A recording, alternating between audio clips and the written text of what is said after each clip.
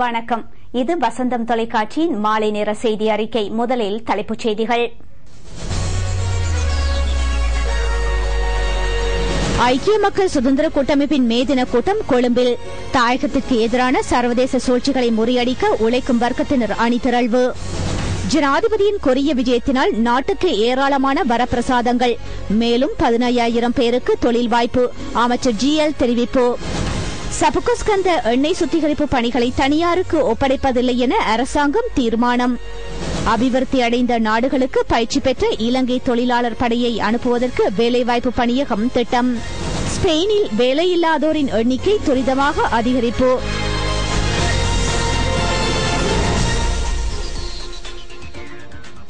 இனி விரிவான செய்திகள். முதலில் உள்நாட்டு செய்திகள். தாயகத்திற்கு எதிரான சவால்களுக்கு மத்தியில் தாயகத்தை பாதுகாக்கும் ஐக்கிய மக்கள் சுதந்திர முன்னணியின் மே தின கூட்டத்தில் இணைந்து கொள்வதற்காக உழைக்கும் மக்கள் அணிதிரண்டு வருகின்றனர். கடந்த வருடத்தை போன்று இவ்வருடமும் இலங்கை சர்வதேச ரீதியில் பல்வேறு சவால்களை எதிர்கொண்டு வரும் நிலையிலேயே இம்முறையும் மே தினம் ஆரம்பமாகின்றது.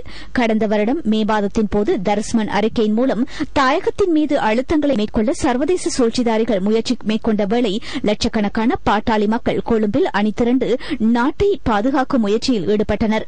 இம்முறை ஐக்கிய மக்கள் சுதந்திர கூட்டமைப்பு தனது மே தினத்தை நாட்டுடன் ஒன்றிணைவோம் என்ற தொனிப்பொருளில் கொழும்பில் நடத்தவுள்ளது. அரசாங்கத்தையும் நாட்டையும் சீர்குலைப்பதற்கு தருணம் பார்த்துக் கொண்டிருக்கும் உள்நாட்டு வெளிநாட்டு சூழ்ச்சிக்காரர்களுக்கு மத்தியில் நாட்டை முன்னிலைப்படுத்தி அனைத்து பாட்டாளி மக்களும் இம்முறை மே தினத்தில் ஒன்றிணைவார்கள் என்பதில் எவ்வித ஐயமும் இல்லை. ஐக்கிய மக்கள் சுதந்திர கூட்டமைப்பின் பிரதான பங்காளி கட்சிகளான ஸ்ரீலங்கா சுதந்திர கட்சி, மக்கள் ஐக்கிய முன்னணி, தேசிய சுதந்திர முன்னணி உள்ளிட்ட பிரதான கட்சிகளின் சார்பில் லட்சக்கணக்கான மக்கள் மே 1ஆம் தேதி கொழும்பில் அணிதிரளவுள்ளனர்.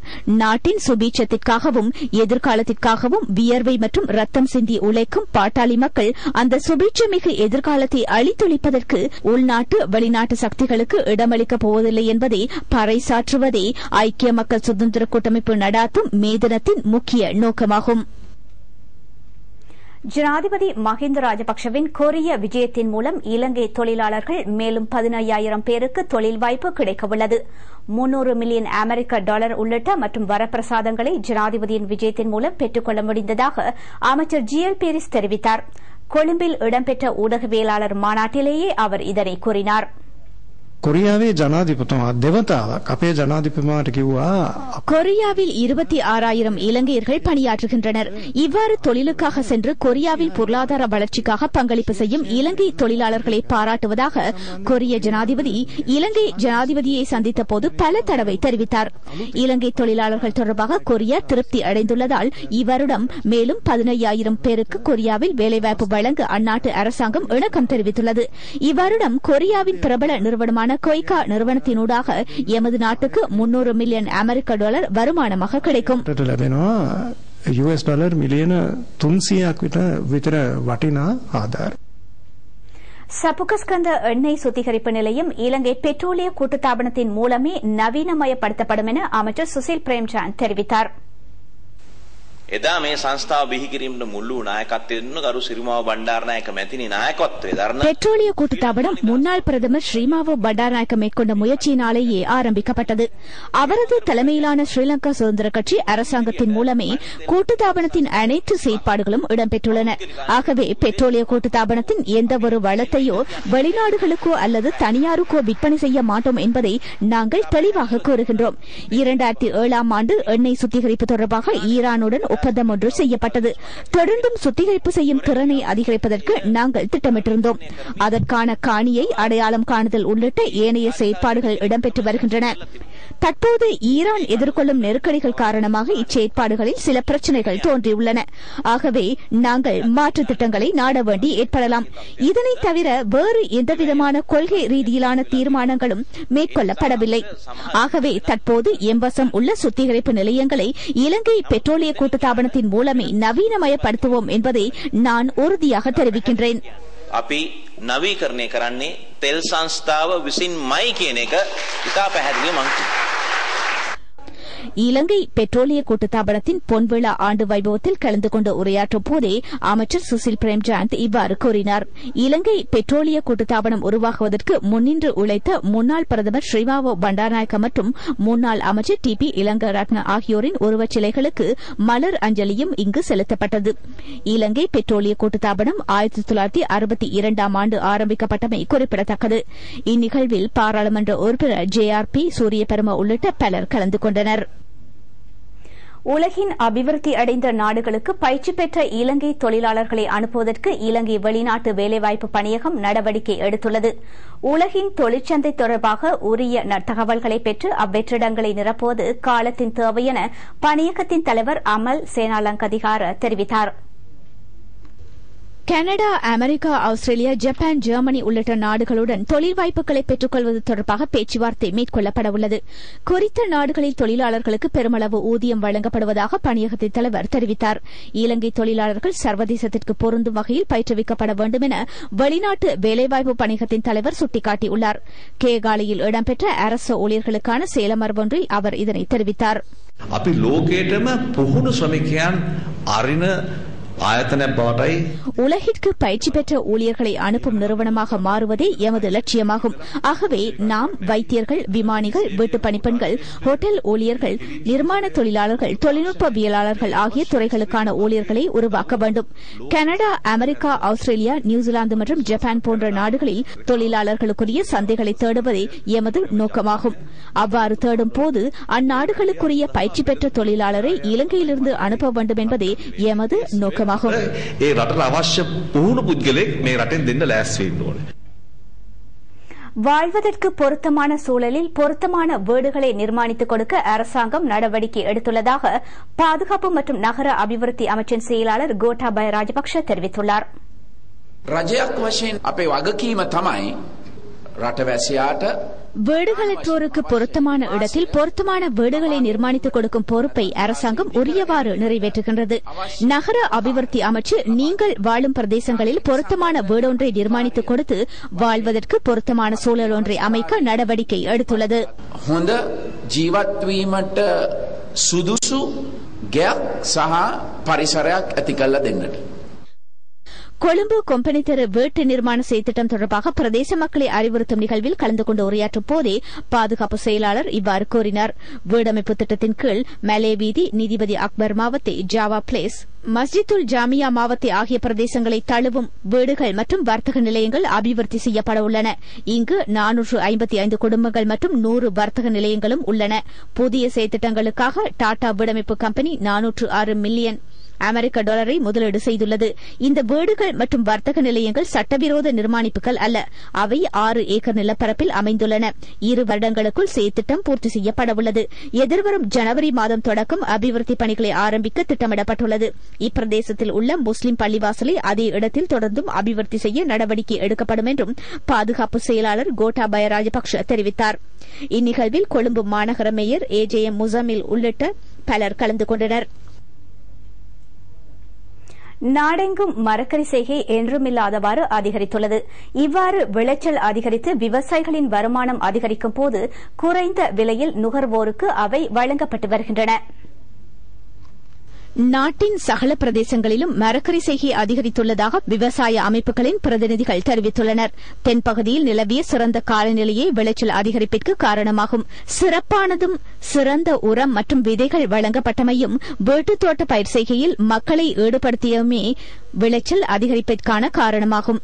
அரசினால் வழங்கப்பட்ட உர நிவாரண திட்டம் மாத்திரமல்லாமல் வடக்கு கிழக்கு பிரதேசங்களில் மரக்கறி வகைகள் தேசிய சந்தையில் இணைந்து கொண்டமையும் விலை வீழ்ச்சி ஏற்பட்டமைக்கான காரணமாகும். கத்தரிக்காய், வெள்ளரிக்காய், கோவா உள்ளிட்ட ஏராளமான மரக்கறி வகைகள் தற்போது சந்தையில் காணப்படுகின்றன. நாளாந்தம் கொழும்பு மனிங் சந்தைக்கு 100 மெட்ரிக் டன்னுக்கும் மேற்பட்ட மரக்கறி வகைகள் வருவதாக தெரிவிக்கப்படுகின்றது. நுவரெலியா, கண்டி, தம்புள்ளை போன்ற முக்கிய பிரதேசங்களுக்கும் மரக்கறிகள் அனுப்பப்படுகின்றன. இந்நிலைமையில் மிக குறைந்த விலையில் மரக்கறி வகைகள் சந்தையில் தொடர்ந்தும் கிடைத்து வருகின்றன. விலை குறைந்த போதிலும் விளைச்சல் அதிகரித்துள்ளமையினால் விவசாயிகளின் வருமானமும் அதிகரித்துள்ளது. திவினகும வேலைத்திட்டத்தின் கீழ் மணிப்பொருளியல் அலகுகளின் மூலம் மக்களும் மரக்கறி உற்பத்தியில் ஈடுபட்டமை சந்தையில் நிரம்பல் அதிகரிப்பிற்கு காரணமாகும். இவ்வருடம் மணிப்பொருளியல் அலகுகளை 25 லட்சமாக அதிகரிப்பதே திவினகும தேசிய திட்டத்தின் இலக்காகும். அனுராதபுரம் மாவட்டத்தில் வடமத்திய மாகாண சபையின் மூலம் சோயா பயிர் செய்கை மேற்கொள்ளப்படவுள்ளது. இவ்வருடம் சிறுபோகம் முதல் 25,000 ஏக்கரில் சோயா செய்கை மேற்கொள்வதற்கு தீர்மானிக்கப்பட்டுள்ளது. நெற் செய்கைக்கு புறம்பாக முக்கிய பொருளாதார பயிராக செய்கை பண்ணக்கூடிய சோள செய்கையும் வெற்றி பெற்றுள்ளதை அடுத்து சோயா செய்கையை விவசாயிகள் மத்தியில் பிரபல்யப்படுத்துவதற்கு நடவடிக்கை எடுக்கப்பட்டுள்ளது.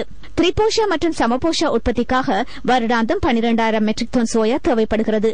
இலங்கையின் கால்நடை உணவு உற்பத்திக்காக தேவைப்படும் 1,50,000 மெட்ரிக் டன் சோயா தற்போது இறக்குமதி செய்யப்படுகின்றது. சோயா இறக்குமதிக்காக செலவிடப்படும் அந்நிய செலாவணியை சேமிப்பதே அனுராதபுரம் மாவட்டத்தில் சோயா செய்கை மேற்கொள்வதன் முக்கிய இலக்காகும். சிறுபோகத்திற்கு தேவையான சோயா விதைகளை விவசாயிகளிடமிருந்து அதிக விலையை பெற்றுக் கொள்வதற்கு வடமத்திய மாகாண சபை நடவடிக்கை எடுத்துள்ளது. இதன் மூலம் 1 கிலோ சோயாவை 70 ரூபாவிற்கு விவசாயிகளால் விற்பனை செய்யக்கூடிய வாய்ப்பு ஏற்பட்டுள்ளது. சோயா செய்கையை ஊக்கப்படுத்தி சோயா எண்ணெய் மற்றும் புண்ணாக்கு உற்பத்தி தொழிற்சாலை ஒன்றை அனுராதபுரம் மாவட்டத்தில் நிர்மாணிப்பதற்கும் திட்டமிடப்பட்டுள்ளதாக வடமத்திய மாகாண சபை தெரிவித்துள்ளது. டெங்கு ஒழிப்பு நடவடிக்கையில் கடுவல மாநகர சபையும் இணைந்து கொண்டுள்ளது. டெங்கு நோய் ஒழிக்கப்படும் வரை இச்செயல்திட்டத்தை தொடர்ந்து மேற்கொள்ள திட்டமிடப்பட்டுள்ளது. கடுவல மாநகர சபையினால் ஏற்பாடு செய்யப்பட்ட டெங்கு ஒழிப்பு செயற்திட்டம் இன்று கடுவல மாநகர மேயர் GH புத்ததாச தலைமையில் ஆரம்பமானது. போலீசார், பாதுகாப்பு படையினர் உள்ளிட்ட அதிகாரிகள் வீடு வீடாக சென்று டெங்கு பெருகும் இடங்கள் தொடர்பாக ஆராய்ந்தனர். நுளம்பு பெருகும் வகையில் சுற்றுப்புற சூழலை வைத்திருப்போருக்கு எதிராக சட்ட நடவடிக்கையும் இதன்போது எடுக்கப்பட்டது.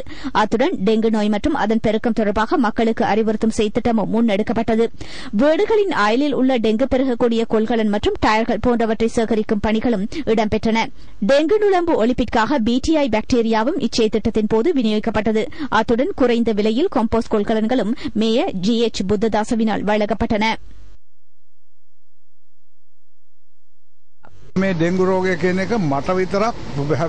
டெங்கு நோய் என்பது என்னை மட்டும் தாக்கும் ஒரு நோய் அல்ல. டெங்கு நோய் ஒழிப்பிற்கு இலங்கையில் உள்ள அனைத்து மக்களும் பங்களிப்பு செய்ய வேண்டும்.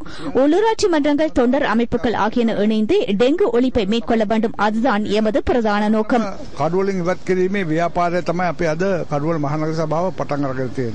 கடுவல மாநகர சபையின் டெங்கு ஒழிப்பு செயற்திட்டத்திற்கு சுயாதீன தொலைக்காட்சியும் லக்கண்ட வானொலியும் ஊடக அனுசரணை வழங்குகின்றன.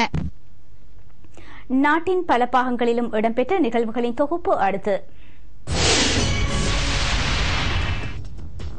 உலக மலேரியா தினத்தை முன்னிட்டு கிளிநொச்சி பிரதேச சுகாதார சேவை அத்தியட்சகர் பணிமனை பாத யாத்திரை ஒன்றை ஒழுங்கு செய்திருந்தது. 2015ஆம் ஆண்டில் இலங்கையிலிருந்து மலேரியா நோயை ஒழித்து கட்டுவதே இதன் நோக்கமாகும். அமைச்சர் டக்ளஸ் தேவானந்தா, வடமாகாண ஆளுநர் GH சந்திரசிறி உள்ளிட்ட பலர் இந்த பாத யாத்திரையில் இணைந்து கொண்டனர். தோப்பூர் பிரதேசத்தில் வறுமை கோட்டின் கீழ் வாழும் மக்களின் வாழ்வாதாரத்தை மேம்படுத்த அமைச்சர் ரிஷாட் பதியுதீன் நடவடிக்கை எடுத்துள்ளார். இதன் முதல் கட்டமாக தெரிவு செய்யப்பட்ட குடும்பங்களுக்கு துவிச்சக்கர வண்டிகள் வழங்கப்பட்டன. மாகாண அமைச்சர் MS சுபைர், பாராளுமன்ற உறுப்பினர் உனைஸ் ஃபாரூக் உட்பட பலர் இந்நிகழ்வில் கலந்து கொண்டனர். இலங்கைக்கு விஜயம் செய்துள்ள ஈரான் இஸ்லாமிய குடியரசின் உயர்மட்ட தூதுக்குழுவினர் உலமாக்கள் மற்றும் கல்விமான்களை சந்தித்தனர். உலக இஸ்லாமிய ஆன்மீகத்துறை பேரவையின் செயலாளர் அயத்துல்லா தஸ்கின் தலைமையிலான தூதுக்குழுவினருடனான சந்திப்பு ஈரான் இஸ்லாமிய கலாசார நிலையத்தில் இடம்பெற்றது. இலங்கைக்கான ஈரானிய தூதுவர் நபி முகமது ஹசனி போரி, ஈரான் கலாசார நிலைய பணிப்பாளர் மஹதி G ராக்னி ஆகியோரும் சந்திப்பில் இணைந்திருந்தனர்.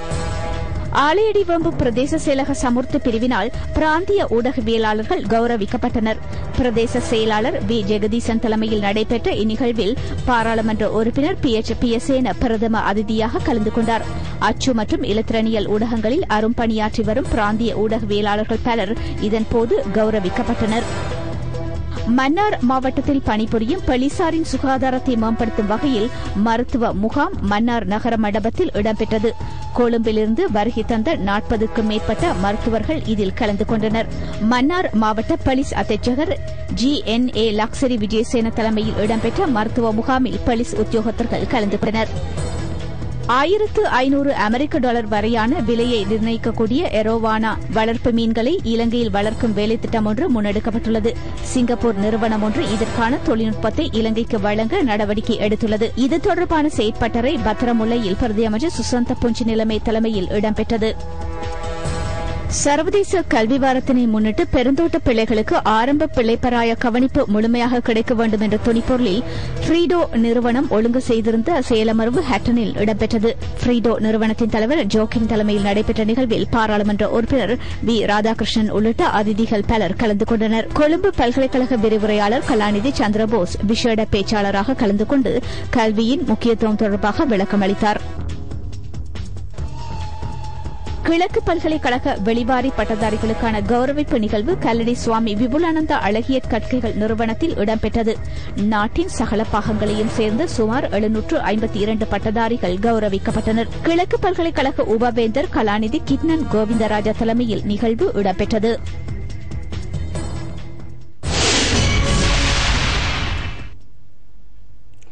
கொழும்பு தமிழ்ச்சங்கம் தமிழ் சமூகத்தின் பண்பாட்டு விழுமியங்களை மேம்படுத்துவதற்காக பாரிய தொண்டாற்றி வருவதாக பேராசிரியர் சபா ஜெயராசா தெரிவித்துள்ளார். கொழும்பு தமிழ்ச்சங்கத்தின் 70வது ஆண்டு தொடக்க விழாவில் உரையாற்றும் போதே அவர் இவ்வாறு தெரிவித்தார். 70வது ஆண்டு தொடக்க விழா இன்று மிக கோலாகலமாக ஆரம்பமாகியது. தொடக்க விழாவின் வரவேற்புரையை சே திருச்செல்வனும் சிறப்பு சொற்பொழிவை கம்பபாரதி இ ஜெயராஜும் நிகழ்த்தினர். இந்தியாவிலிருந்து வருகை தந்த இலக்கியவாதிகள் உட்பட இலக்கிய ஆர்வலர்கள் புத்திஜீவிகள் பலர் இந்நிகழ்வில் கலந்து கொண்டனர். நாளை நடைபெறவுள்ள நிகழ்வின் போது சங்க சான்றோர் 5 பேர் விருது வழங்கி கௌரவிக்கப்பட உள்ளனர். இன்று காலை காலி வீதி ருத்ராமாவத்தி சந்தியிலிருந்து தமிழ்ச்சங்கம் வரை உறுப்பினர்கள் ஊர்வலமாக அழைத்து வரப்பட்டனர். அத்துடன் தமிழ்ச்சங்கத்தின் அலங்கார வாயில் சங்க தலைவர் மு கதிர்காமநாதனினால் திறந்து வைக்கப்பட்டது. 10 வருட கால இலக்கை கொண்ட மன்னார் நகர அபிவிருத்தி திட்டத்தின் மூலம் 2022ஆம் ஆண்டில் மன்னார் மாவட்டம் புத்தெழுச்சி பெறவுள்ளது. 2011ஆம் ஆண்டு அக்டோபர் மாதம் ஆரம்பிக்கப்பட்ட 2022ஆம் ஆண்டை நோக்கிய மன்னாரின் மறுமலர்ச்சி அபிவிருத்தி நடவடிக்கைகள் எதிர்வரும் 10 வருடங்களுக்குள் பூர்த்தி செய்யப்படவுள்ளன.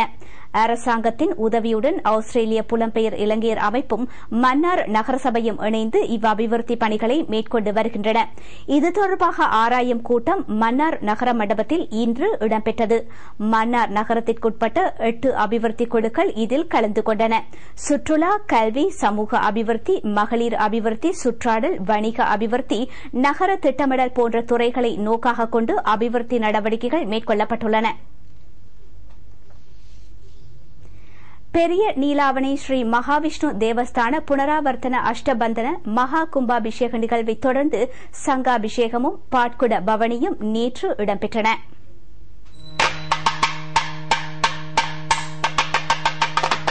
கடந்த மாதம் 30ஆம் தேதி ஆலய புனராவர்த்தனத்தை தொடர்ந்து 23 நாட்கள் மண்டலாபிஷேக பூஜைகள் தினமும் நடைபெற்று நேற்று காலை 1008 சங்காபிஷேக பூஜை இடம்பெற்று பெரிய நீலாவணி ஸ்ரீ ஆலையடி பிள்ளையார் ஆலயத்திலிருந்து பாட்குட பவனி ஆரம்பமாகியது.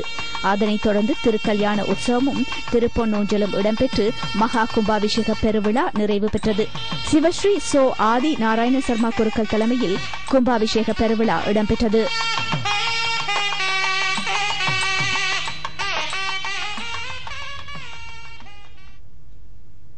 விளம்பர இடைவேளையின் பின்னர் வெளிநாட்டு செய்திகள் இடம்பெறும்.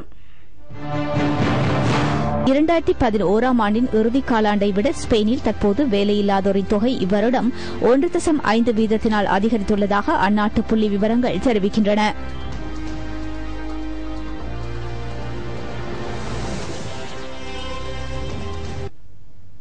இனி மேலும் சில வெளிநாட்டு செய்திகள். வடகொரியா 3வது அணுகுண்டு சோதனையை நடத்தவுள்ளது. வடகொரியாவின் பங்கேரி பிரதேசத்தில் அமைந்துள்ள அணு சோதனை கூடத்தில் புதிய சுரங்கப்பாதையொன்றின் அகழ்வு பணிகளை வடகொரியா ஆரம்பித்துள்ளதாக சர்வதேச ஊடகங்கள் தெரிவிக்கின்றன. 2,82,500 கன அடி பிரதேசத்தில் இந்த அகழ்வு பணிகள் இடம்பெறுவதாக செய்மதி மூலம் பெறப்பட்ட புகைப்படங்களின் மூலம் தெரியவந்துள்ளதாக நிபுணர்கள் தெரிவித்துள்ளனர். இதற்கு முன்னர் 2006 மற்றும் 2009ஆம் ஆண்டுகளில் வடகொரியா அணுகுண்டு சோதனையை நடாத்தியது.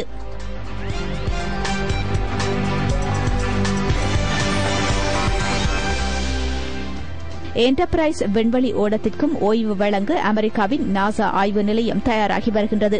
நாசா நிறுவனத்தின் விண்வெளி ஓடங்களுக்கு ஓய்வு வழங்கும் திட்டத்தின் கீழ் என்டர்பிரைஸ் விண்வெளி ஓடத்தை நியூயார்க் நகரில் உள்ள இன்ட்ரிபிட் சமுத்திர விமான மற்றும் விண்வெளி நூதன சாலைக்கு அனுப்பி வைப்பதற்கும் நாசா தீர்மானித்துள்ளது.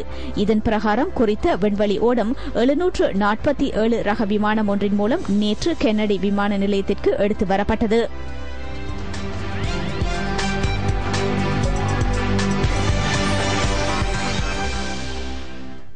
இத்துடன் எமது இந்த செய்தி அறிக்கை நிறைவு பெறுகிறது. எமது அடுத்த செய்தி அறிக்கையினை இரவு 8 மணிக்கு வசந்தம் தொலைக்காட்சியில் எதிர்பாருங்கள்.